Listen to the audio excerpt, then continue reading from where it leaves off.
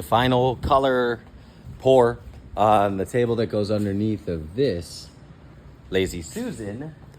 Wiki, wiki, wiki. This is the final colored pour for this table.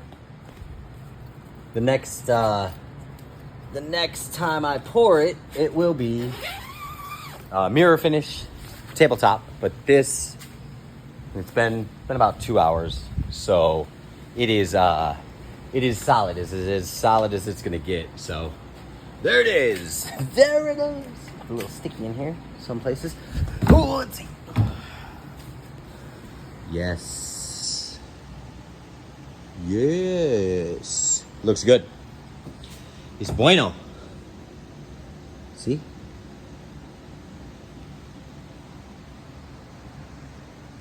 I think it's fantastic. I think it's great.